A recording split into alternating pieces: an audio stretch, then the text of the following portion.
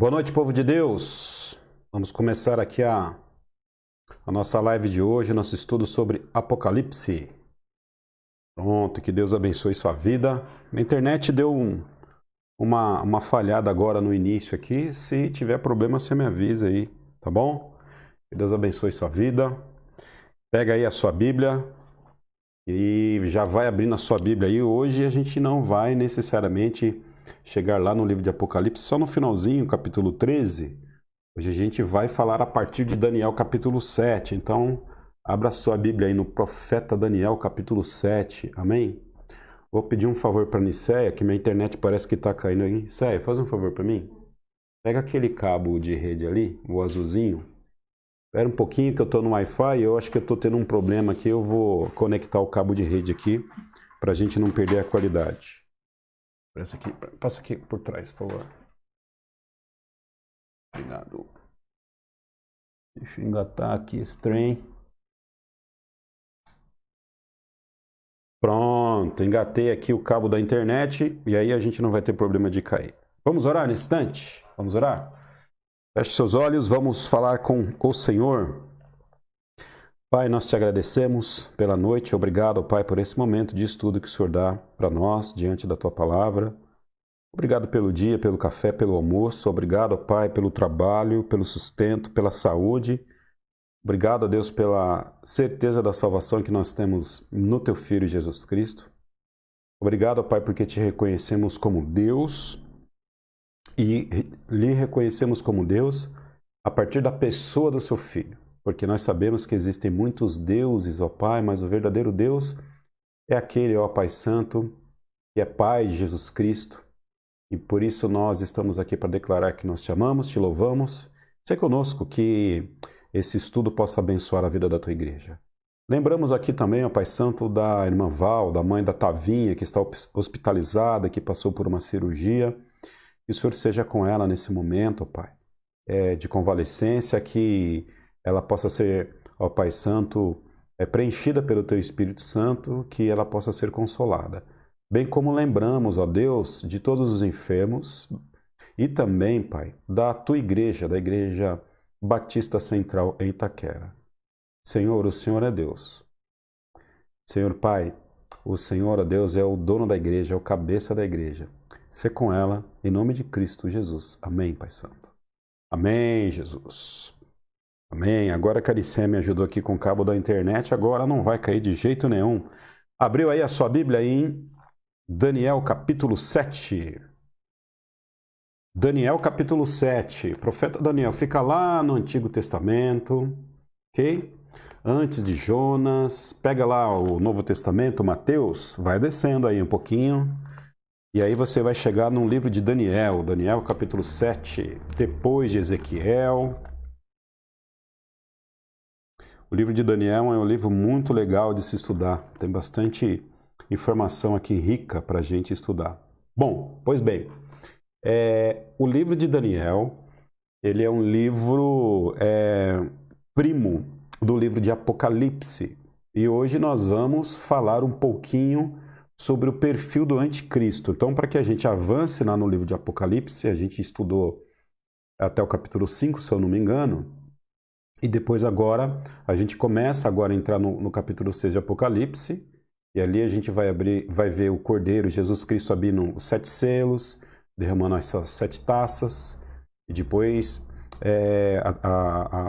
a grande tribulação começa a acontecer, aí vai entrar em cena o anticristo, mas para que a gente entenda um pouquinho mais o anticristo que está lá no livro de Apocalipse, a gente tem que descer aqui para o livro de Daniel, ok? Daniel capítulo 7. A gente sabe que Daniel, junto com seus outros 3 amigos, eles foram levados para a Babilônia. O contexto aqui, Daniel já está na Babilônia, Daniel já está aqui há mais ou menos já quase 70 anos lá na Babilônia, já está velho, ok? Os 70 anos do cativeiro babilônico já havia acontecido. Então Daniel estava prestes a ver ali o imperador Ciro tomando o poder para poder dar a devida autorização para o povo sair do cativeiro. Então durante todo o período que Daniel esteve na Babilônia, ou pelo menos a grande parte do período, aí, quase os seus 70 anos, ele esteve sob o domínio da Babilônia, que começou com Nabucodonosor. Historicamente, a gente vai ver que depois do Império Babilônico, vai surgir o Império Medo-Persa. Depois do Império Medo-Persa, Daniel pega o comecinho dele, né? Daniel pega o comecinho do Império Medo-Persa, porque foi no Império Medo-Persa que Daniel ele recebe autorização para poder informar o seu povo que eles podiam descer para Jerusalém. Depois do Império Medo-Persa, a gente vai ter o Império Grego, ok? Com Alexandre o Grande. E depois do Império Grego, a gente tem o Império Romano. E é durante o Império Romano que a gente vê Jesus Cristo nascendo e os apóstolos, então, inaugurando aquele momento que nós chamamos de momento da igreja, ok? E aí, todas essas ascensões e quedas de império, elas estão relatadas no livro de Daniel, capítulo 7 e capítulo 8. Nós não vamos aqui ver os pormenores, mas para caráter de introdução, a gente vai ler aqui 13 versículos de Daniel, capítulo 7, ok? Daniel, capítulo 7, verso 1 até verso 13, diz o seguinte: No primeiro ano de Belsazar, rei da Babilônia, Daniel teve um sonho e certas visões passaram por sua mente, estando ele deitado em sua cama.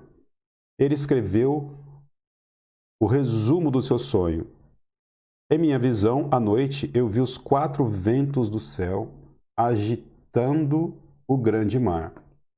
4 grandes animais, percebam, 4 grandes animais, diferentes uns dos outros, subiram no mar. O primeiro parecia um leão e tinha asas de águia. Eu observei e em certo momento as suas forças foram arrancadas e ele foi erguido do chão. Firmou-se sobre 2 pés como um homem e recebeu coração de homem. A seguir vi um segundo animal que tinha a aparência de um urso.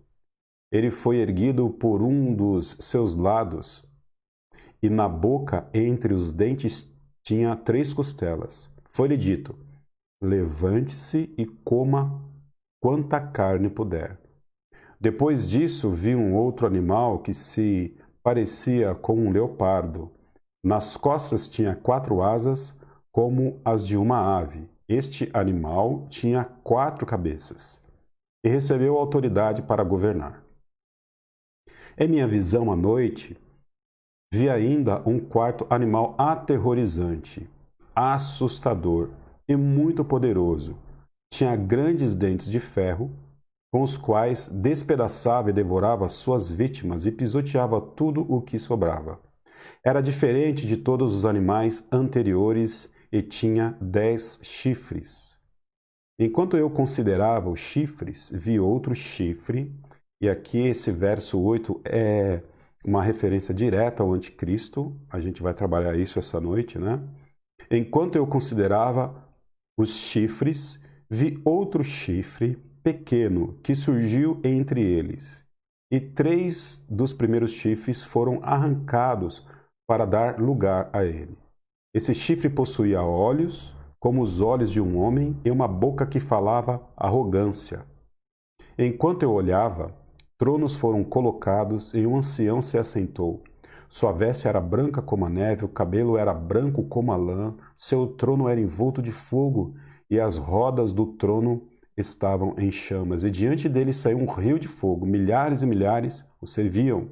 Milhões e milhões estavam diante dele. O tribunal iniciou o julgamento e os livros foram abertos. Aqui a figura do Cristo ressurreto, algo parecido com aquilo que o apóstolo João nos dá informação lá no livro de Apocalipse. Verso 11: Continuei a observar por causa das palavras arrogantes que o chifre falava, palavras de arrogância, né? Palavras de insolência que esse chifre falava. Fiquei olhando até que o animal foi morto e o seu corpo foi destruído e atirado no fogo. Dos outros animais foi retirada a autoridade, mas eles tiveram permissão para viver por um período de tempo. Em minha visão à noite, vi alguém semelhante a um filho de homem vindo com as nuvens dos céus. Ele se aproximou do ancião e foi conduzido à sua presença. Ele recebeu autoridade, glória e o reino. Todos os povos, nações e homens de todas as línguas o adoraram. Seu domínio é um domínio eterno, que não acabará, e o seu reino jamais será destruído. A partir do verso 15, nós já vamos ter aqui a interpretação sobre essa visão desses 4 animais que Daniel recebe. E aí nós vamos ter uma descrição direta, uma fala direta de que um animal ele representa a Grécia, outro animal representa o Império Medo-Persa, e por interpretação nós entendemos que o primeiro animal ele representa a Babilônia e o último animal, aquele animal que não tem uma descrição, que tem os seus dentes de ferro, enfim, que ele não é descrito como um animal, pelo menos um animal que a gente conhece na natureza, pela interpretação mais lúcida, esse animal representaria o Império Romano, ok? Então, vamos seguir aqui com algumas telas para a gente trabalhar um pouco mais isso aqui. Deixe-me ver. É aqui. Perfeito. Então, a gente está falando de Daniel 7. Fica à vontade para você estudar aí o capítulo 8 também. E as 70 semanas. É muito conteúdo, não daria aqui para a gente esmiuçar tudo essa profecia de Daniel, e não só todo o livro de Daniel, senão a gente levar aí uns 2 anos. 2 anos é um pouquinho exagero, mas pelo menos 1 ano e meio para a gente esmiuçar o livro de Apocalipse. Mas fica a dica para você estudar esse texto em casa, tá bom? Daniel 7 e Daniel 8. Ok, eu vou ler contigo aqui. Hoje tem bastante informação, então é necessário que a gente leia o enunciado para a gente entender.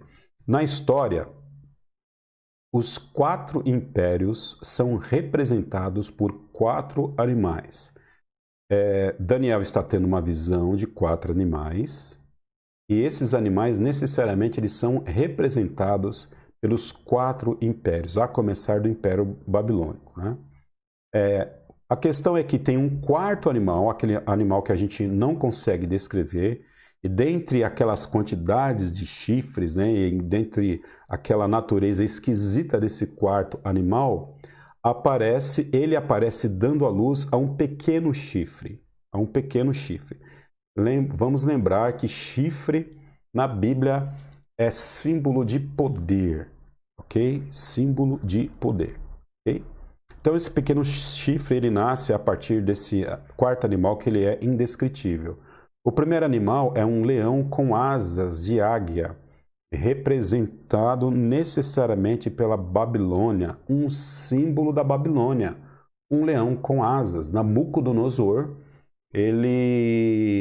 a imagem maior do símbolo babilônico era um leão com asa. Até hoje, interessante, quando houve ali a invasão dos Estados Unidos, lá no Iraque, e onde o Saddam Hussein caiu, eu lembro que no palácio de Saddam Hussein, ou pelo menos naquelas estruturas ali na Babilônia, de onde ele morava ali, aquele lugar luxuoso, se eu não me engano eram os palácios mesmo de Nabucodonosor, haviam ali esse símbolo, né, do leão com asas, que na verdade representa a realeza, representa poder, né, representa velocidade.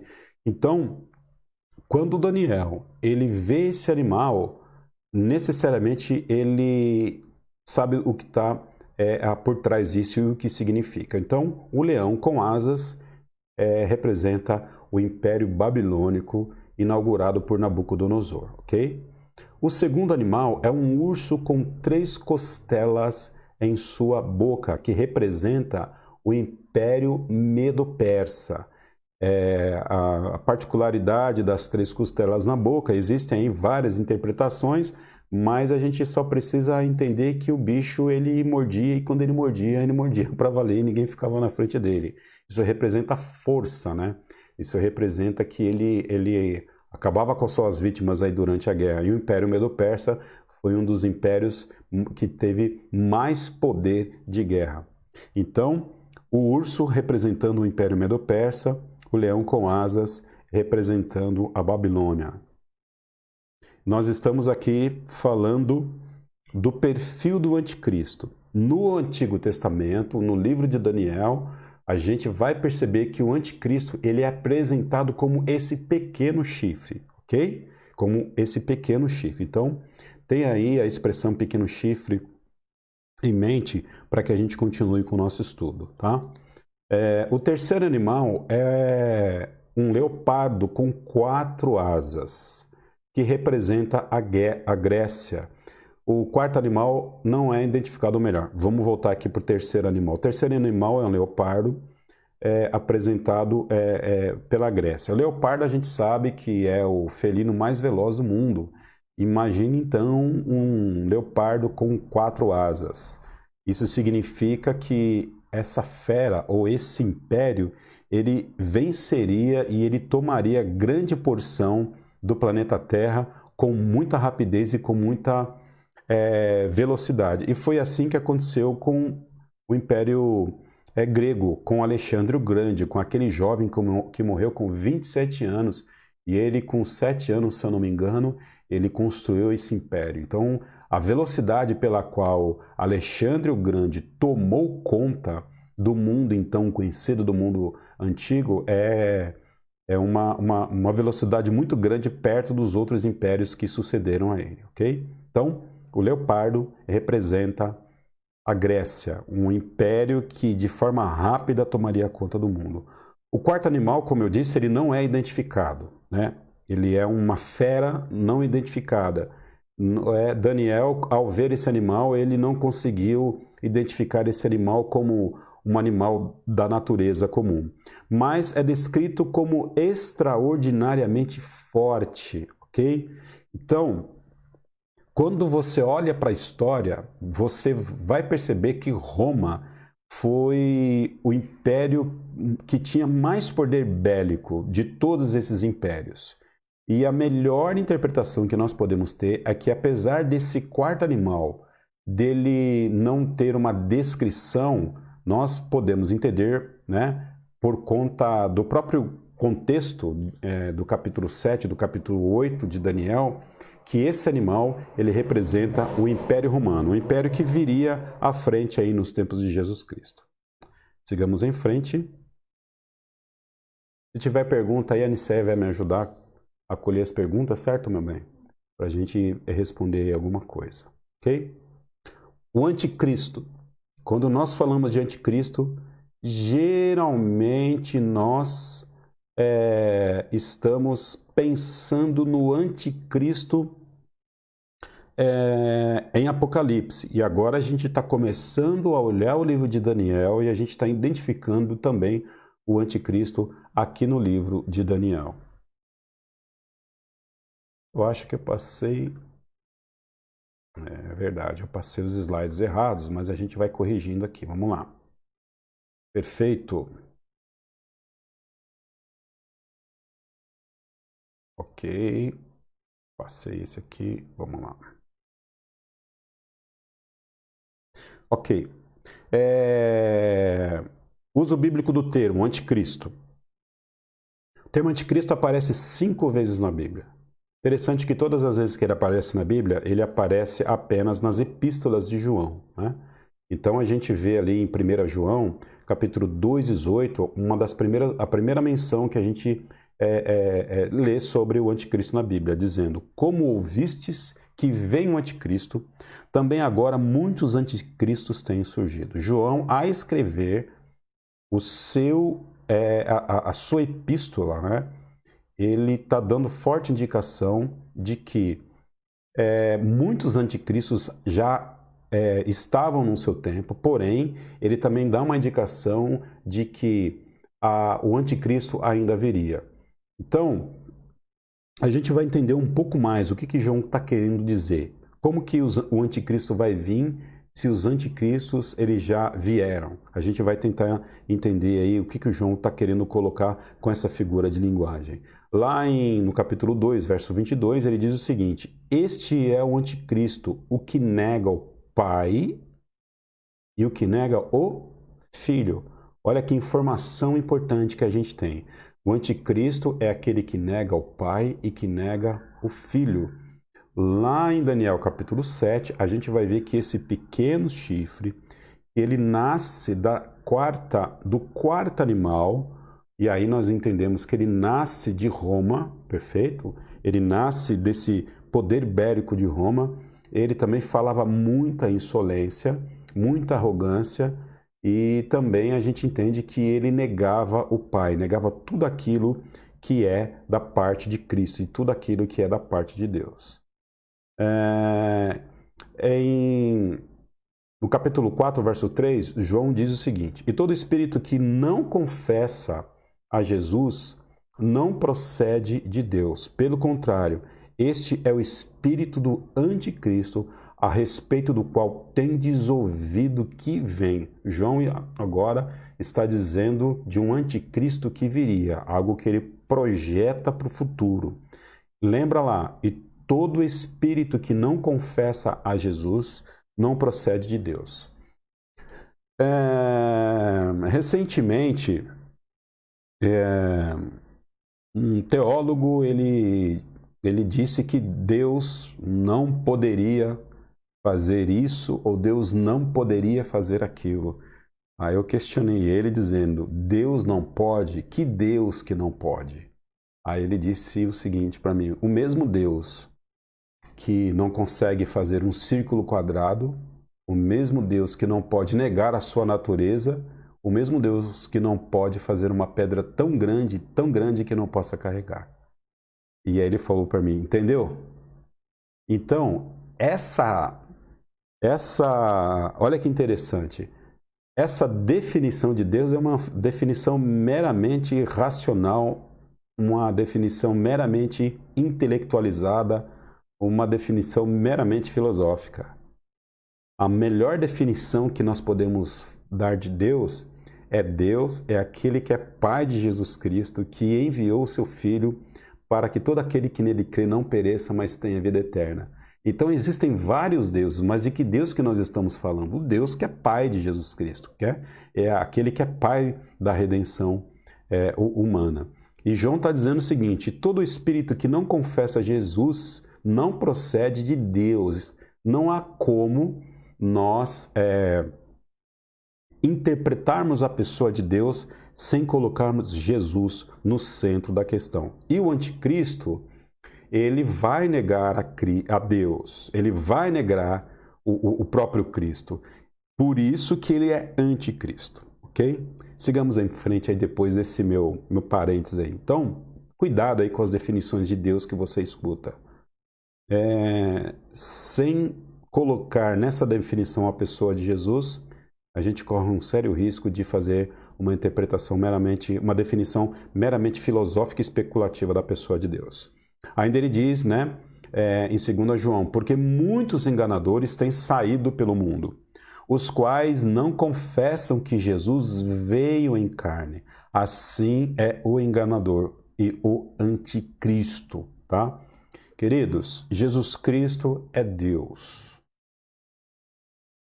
Jesus Cristo, ele não foi criado por Deus, assim como nós fomos criados. Então, toda religião ou toda fé que não professa a divindade de Cristo, toda a religião ou toda fé que professa que Jesus Cristo ele é uma espécie de Deus menor do que o Pai, e todo espírito que não confessa Jesus não procede de Deus. Existem muitas crenças, existem muitas fés, das quais até incorporam a pessoa de Jesus na sua fé, mas elas não acreditam de fato que Jesus Cristo é Deus. Ele é um profeta, ele é uma criação de Deus, né? E aí essas religiões, ou essas fés, elas têm essa dificuldade de reconhecer a pessoa do Filho como centro de toda a criação, a pessoa do Filho como sendo aquele que tem a plenitude da divindade. Nós estamos aqui falando sobre o anticristo. Anticristo. Quando a gente vai trabalhar essa palavra no grego, anticristo, Cristo a gente sabe que é Messias, né, no grego, e anti significa opositor, contrário. Então o anticristo, ele é um opositor do Cristo, ele é contrário a tudo aquilo que Cristo é, a tudo aquilo que Cristo produz, ok? E o anti também, olha que interessante, essa palavra, né, esse prefixo, ele também tem um outro significado. Além de ser opositor, além de ser contrário, ele é substituto no lugar de. Então, o anticristo, além de se opor a Cristo, além de ser contrário a Cristo, ele tem a pretensão e a proposta de substituir Cristo e se colocar no lugar de Cristo. Então, toda a ação que você percebe de pessoas que tentam se colocar no lugar, ou substituir, ou se opor, ou ser contrário a Cristo, toda essa ação é uma ação de anticristo. O próprio apóstolo João, quando ele vai pensar em anticristo, ele vai dizer o seguinte, olha, ouviste, né, que vem o anticristo, eu porém já digo que o espírito do anticristo já está no mundo. Então, o anticristo, ele vem e ele tem um propósito definido, ele tem um objetivo definido, porém, o seu espírito, a sua atuação, ela já acontece. Acontecia nos tempos de Jesus e acontece nos nossos tempos e vai acontecer amanhã. Então, nós sabemos que já existe uma operação do anticristo no mundo. E a gente não precisa ir muito longe para poder interpretar isso, né? É só olhar para saber como é que o mundo está andando, que a gente vai realmente perceber que o mundo está de mal a pior, ok? Lá em Daniel, como a gente viu, esse anticristo, ele é identificado, né? Como o pequeno chifre que sai daquele quarto animal. Perceba só, a gente está falando de Daniel. Daniel está ali no Império Babilônico. Quando ele vai começar a ter as suas visões, ele está saindo do Império Babilônico para entrar no Império Medo-Persa. E aí Daniel jamais vai ver o final do Império Medo-Persa. Daniel jamais vai ver o início do Império Grego, porque ele já morreu há tempos. E Daniel jamais vai ver a ascensão e o término do Império Romano. O que a gente identifica no capítulo 7 de Daniel, aquele animal indescritível, a gente identifica ele como Império Romano e ele gera, ele produz, ele concebe, né? Um chifre, e esse pequeno chifre ele toma uma proporção muito grande e começa a falar insolências. Esse pequeno chifre, então, perceba, ele nasce no Império Romano. Aí a gente vai entender que o Império Romano, ainda segundo Daniel, ele tem duas fases, né? Ele tem uma primeira fase que já aconteceu e uma segunda fase que a gente acredita que vai acontecer. Seria algo como um Império Romano renovado ou como um desdobramento desse Império Romano. Então, os 4 impérios eles aconteceram, porém existe uma segunda parte do Império Romano que há de acontecer, e é a partir dessa segunda parte do Império Romano que há de acontecer que, segundo Daniel, esse pequeno chifre nasce e começa então a fazer aí insolências diante de Deus. Então a gente está colocando o nascimento, a gente está colocando a ação do anticristo, pelo menos na interpretação que a gente tem do livro de Daniel, para o futuro. Isso não aconteceu, mas ainda vai acontecer, ok?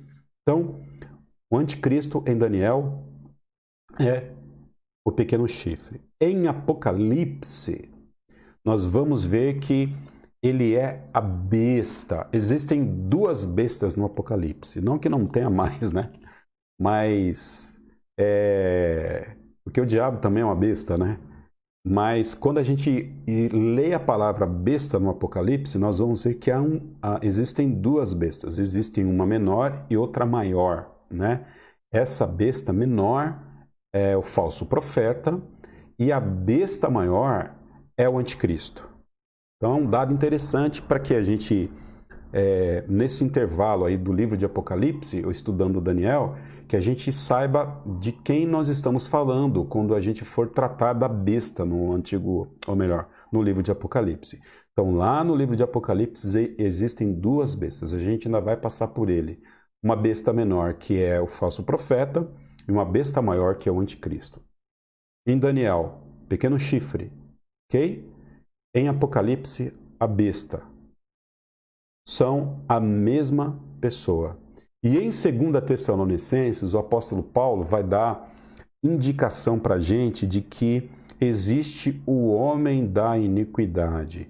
Então, esses são os termos, né, que nós encontramos na Bíblia quando a Bíblia se refere ao anticristo.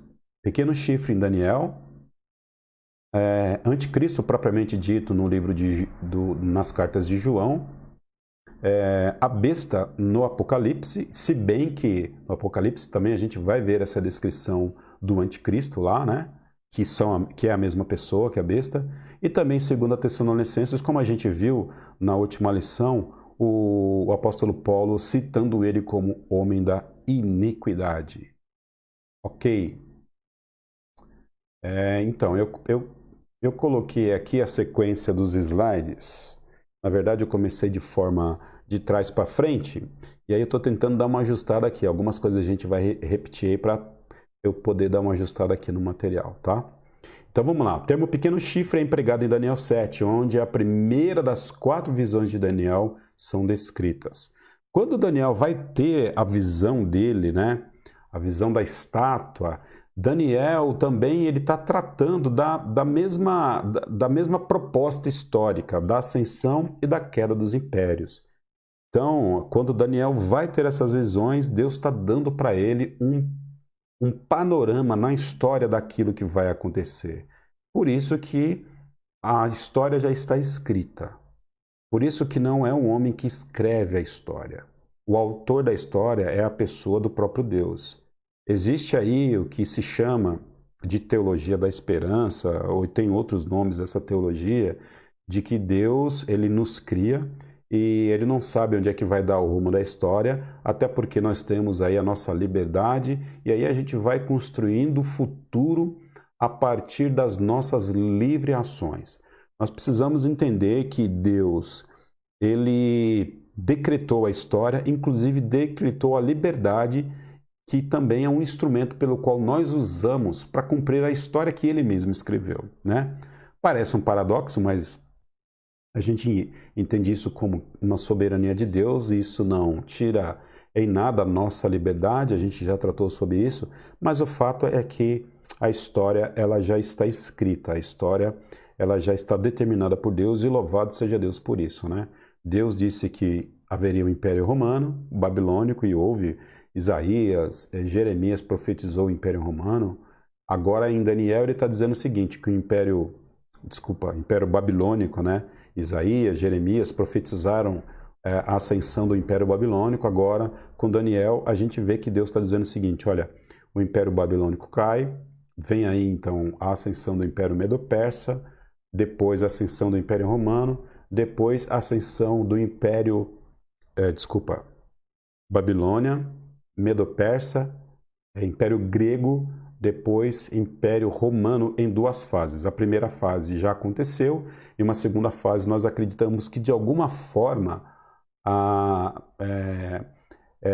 haverá ainda um poder político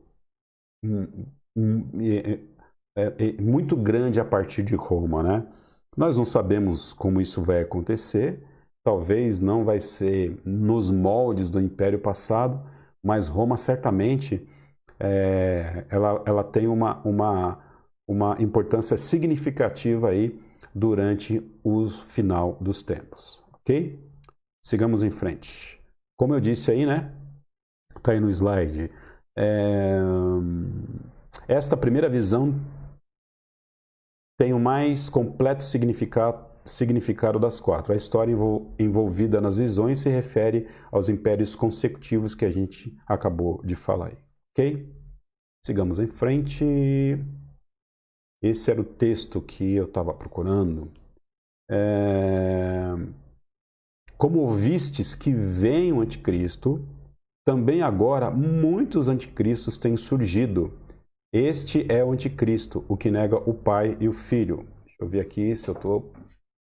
Ok, esse aqui a gente já viu. Vamos para o próximo, então.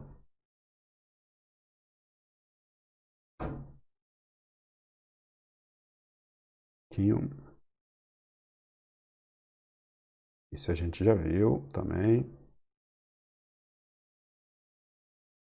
Não, esse aqui a gente não viu, não.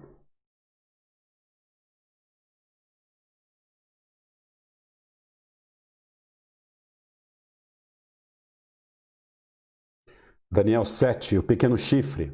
Voltamos aí para Daniel. O pequeno chifre é introduzido no verso 8, onde fala que toma o lugar de 3 chifres originais enquanto cresce. O rei representado pelo pequeno chifre é descrito como... Como é que ele é descrito? Como tendo olhos de homem e boca que fala insolência. Então, a visão que Daniel está tendo é uma visão dantesca, né? É uma visão quase que indescritível. Ele está vendo uma besta,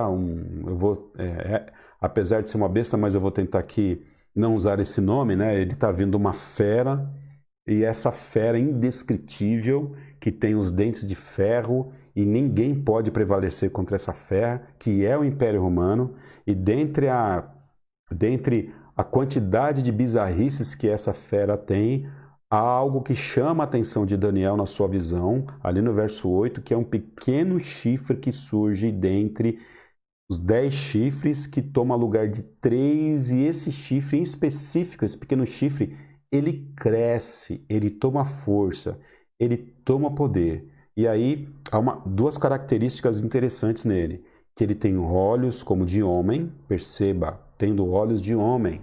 O anticristo, ele é necessariamente um homem, como a gente vai ver. O anticristo não é um espírito, não é uma energia.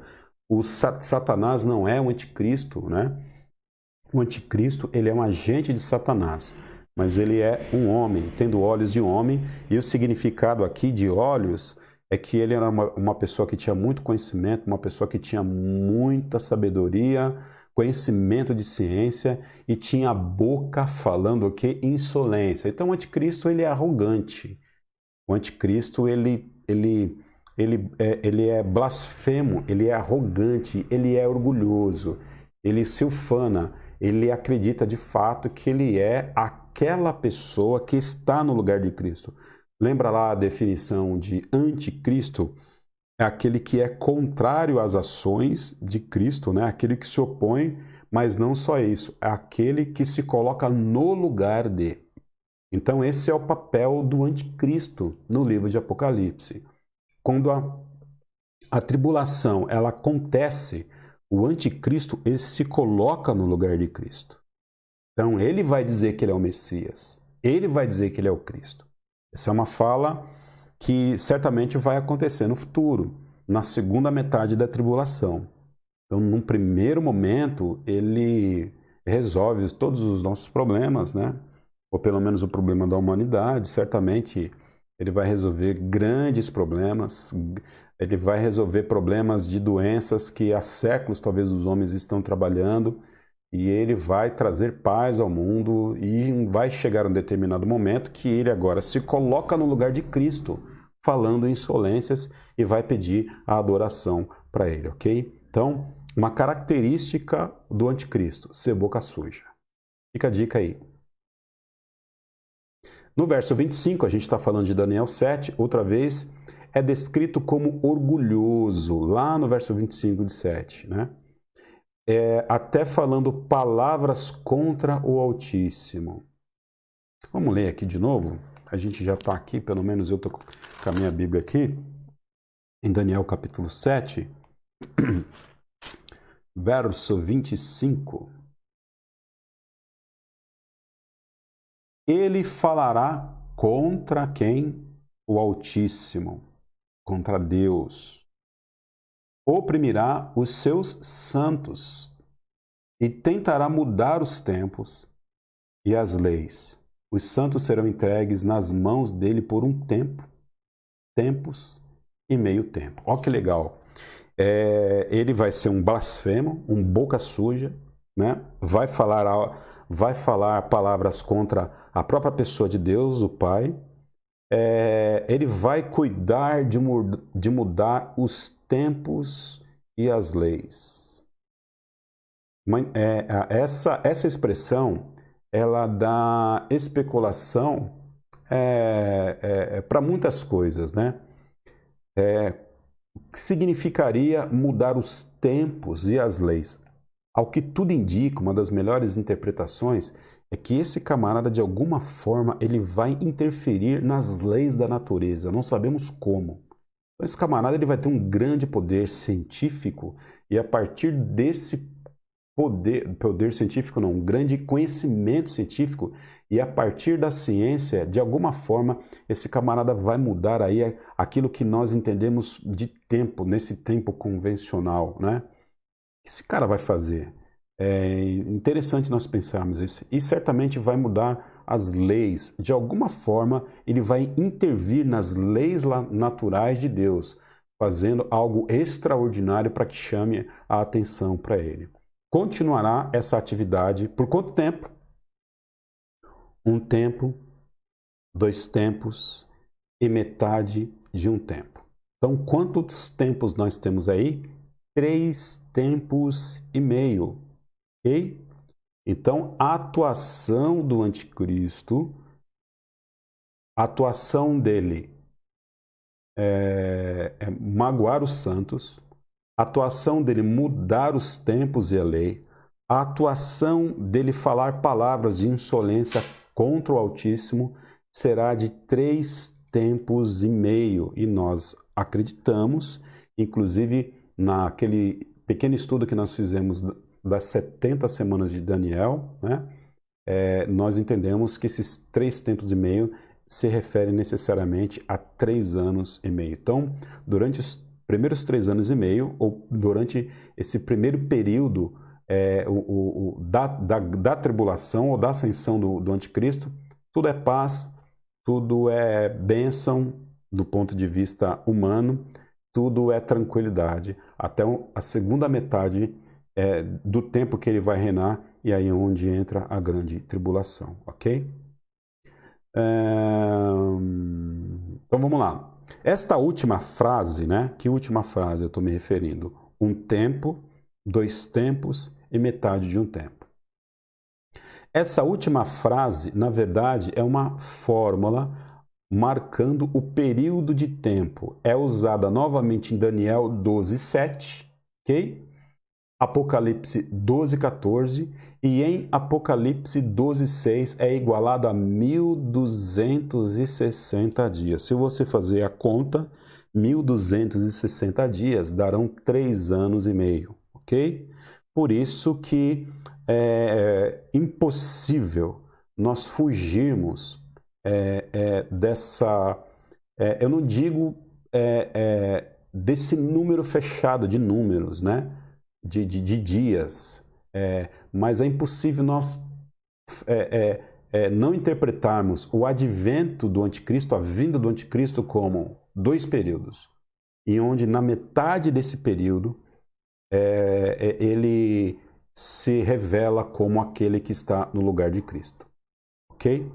Sigamos em frente. Só faz sentido se significar 3 anos e meio. Ok? Deixa eu ver aqui. Esse aqui a gente já viu. Esse aqui a gente já viu. Perfeito.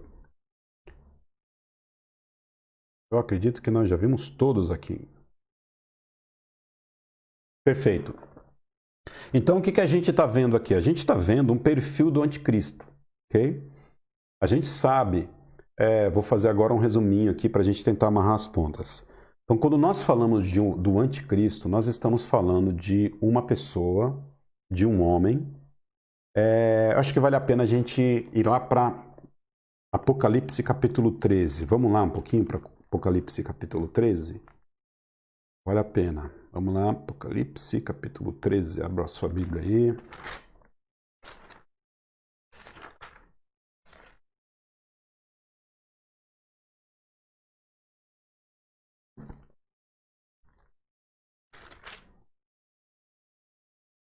Ok, perfeito. Dá uma olhadinha no verso 18, Apocalipse capítulo 13, verso 18. Aqui há sabedoria. Aquele que tem entendimento, calcule o número da besta, pois é número de homem. Número da besta é número do quê?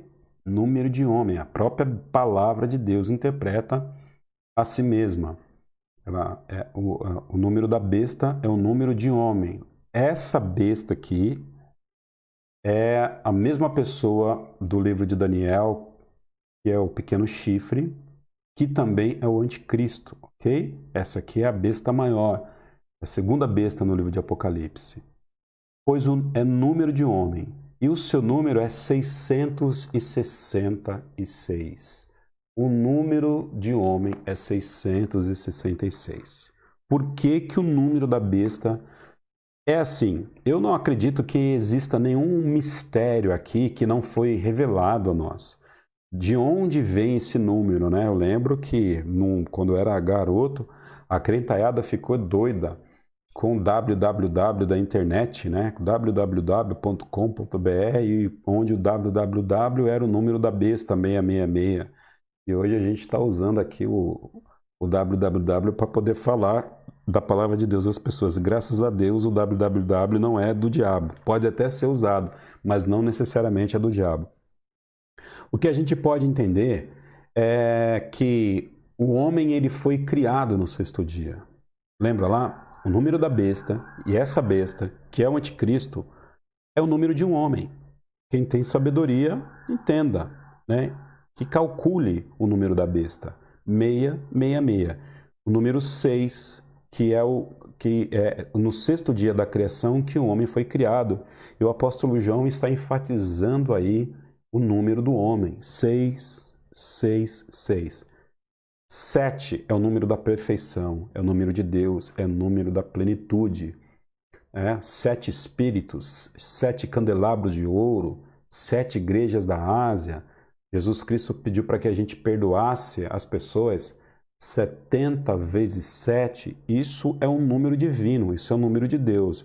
No lugar contraposto a isso está o número da besta, que é o anticristo, que é o número 666. Então, o que a gente pode resumir para que a gente condense aqui a nossa fala de hoje?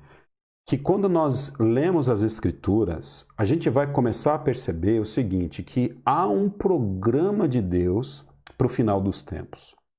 O final dos tempos ele já está programado e não há nada que o homem possa fazer para impedir isso. A ascensão de impérios e queda de impérios é algo que Deus estabeleceu. Então é algo programado na agenda do ser divino. Então o Senhor Deus, ele é um Deus que controla a história. Ele controla a história. A profecia de Daniel 7:8 mostra isso pra gente, que é um Deus que controla a história. Ele não assiste, querido. Perceba, Deus não está assim olhando para o futuro e dizendo o que vai acontecer, porque ele é vidente, ok? Deus não é vidente. Okay? Ele está dizendo que vai acontecer de acordo com aquilo que ele escreveu. Até porque quem manda ele, Nabucodonosor, entrar em Israel é o próprio Senhor. Deus é o Deus que faz cair e levantar impérios. Então, a gente percebe que na história da humanidade que já está descrita, existe um elemento fundamental, o fim da história. Essa história humana, ela vai ter um fim. Teve um início e ela vai ter um fim. Quando isso vai acontecer? Nós não sabemos, mas nós temos fortes indicações. Por quê? Os 4 impérios já passaram, né? Os 4 impérios maiores já passaram, conforme a visão de Daniel. Existe um desdobramento do último império, que é o Império Romano, que a gente não sabe mais ou menos quando que isso vai acontecer, mas isso vai se estabelecer, ok? Nesse momento, vai aparecer um camarada muito inteligente, um camarada que vai ter um conhecimento científico muito tenaz e que de alguma forma ele vai até conseguir mudar as leis na natureza, ou pelo menos burlar as leis na natureza.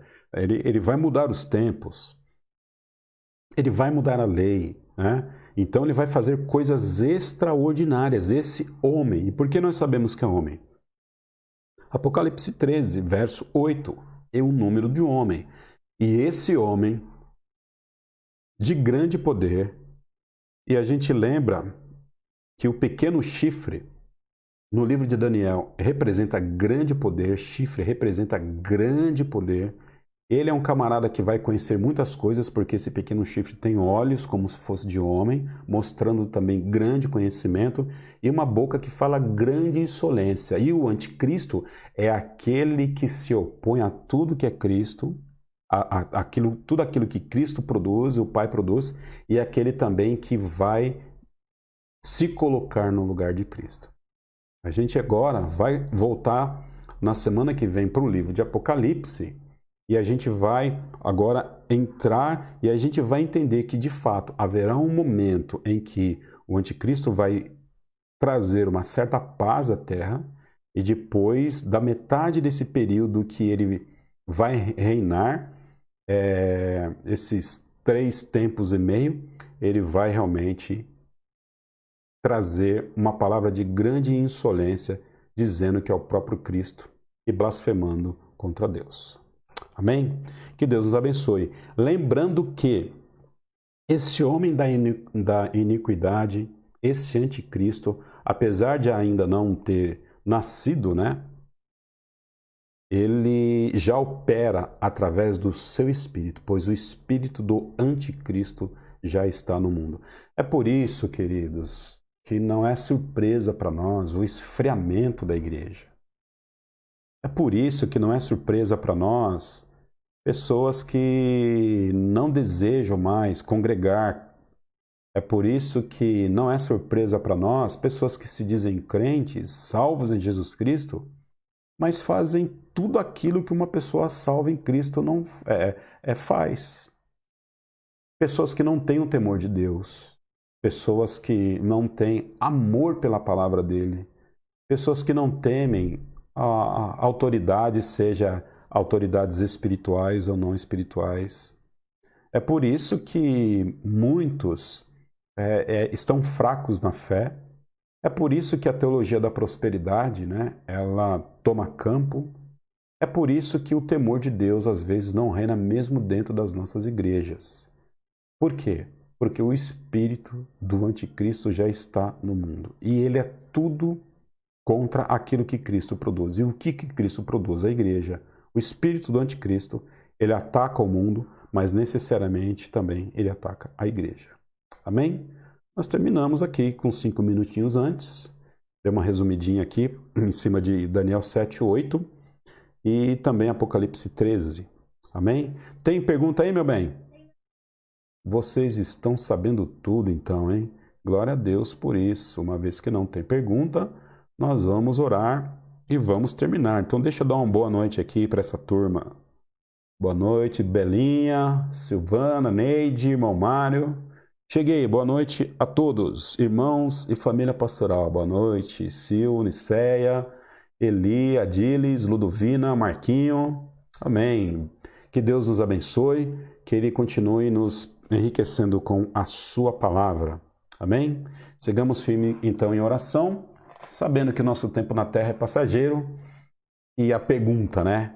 Quando o anticristo vier, onde é que nós vamos estar? A gente vai responder isso aí a partir da semana que vem. Deus abençoe nosso coração. Vamos orar.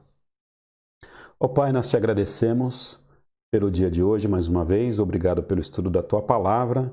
Que o Senhor continue nos abençoando. Nós sabemos que o espírito do anticristo já está no mundo, mas, ó Pai Santo, nós sabemos que o espírito que está em nós é maior do que aquele que está no mundo, porque nós somos mais que vencedores. Obrigado a Deus pela Tua igreja, obrigado, ó Pai, pela Tua palavra que enriquece o nosso coração. Em nome de Cristo, nos dá uma boa noite de descanso na Tua presença. Amém, Senhor. Que Deus abençoe a nossa vida, a sua vida. Beijo no coração.